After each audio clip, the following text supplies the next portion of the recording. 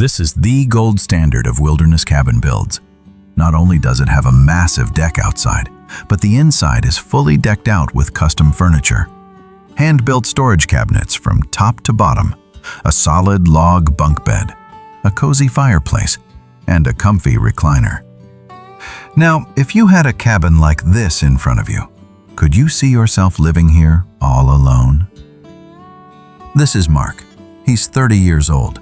He got sick of the soul-crushing rat race in the city, but he couldn't afford to buy a house there anyway.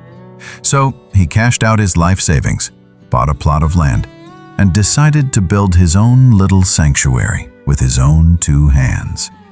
A place for his future, to live out the simple life. Mark's first step is digging the foundation pits. To make sure the cabin's foundation is perfectly level, digging and pouring concrete footings is the most efficient and cost-effective way to go. It also prevents any issues with ground moisture later on. For the foundation blocks, he chose large, solid bricks. They're high strength and super cheap.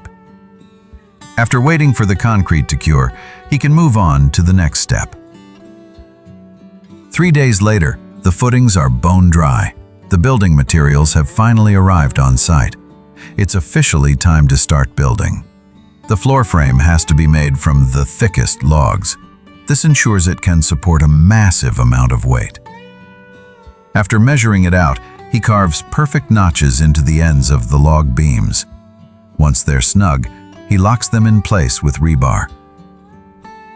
As a guy who worked in construction for 10 years, he knows every single step like the back of his hand. With the floor joists for the cabin completely laid out, the next batch of materials is brought in. He staples a layer of wire mesh over the surface. Next up is the vapor barrier. Mark then uses boards to frame the entire perimeter.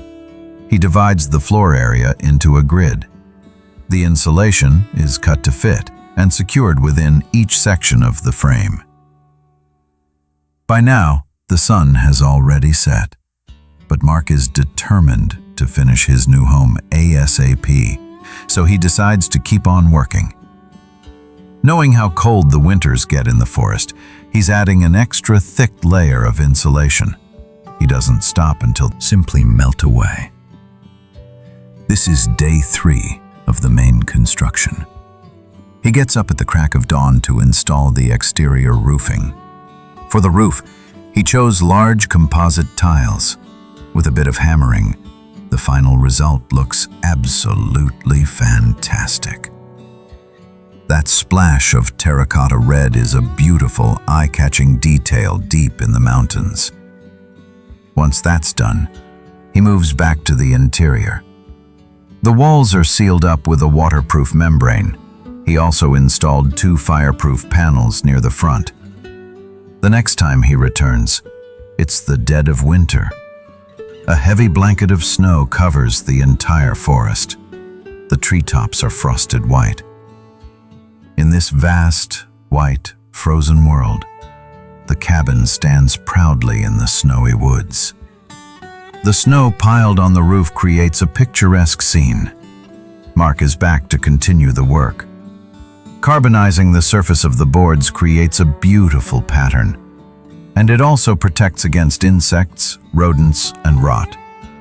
Installing it as siding will dramatically extend the life of the cabin. To add some space for leisure and entertainment, he's adding a deck to the front. He uses the same carbonized boards to build the railings. It matches the rest of the cabin and looks incredible. At this point, the main construction of the cabin is complete. All that's left is the interior finishing. But before that, it's time to reward himself. Mark returns to his build once again. This time, he bought enough materials to get the entire interior finished. He panels the interior ceiling with rectangular boards. The natural wood ceiling gives the cabin a warm, rustic vibe. The custom-ordered recliner is assembled. A sudden downpour arrives without warning. Mark listens to the rain outside as he lays down the floorboards. watching each plank click perfectly into place. The process is so satisfying.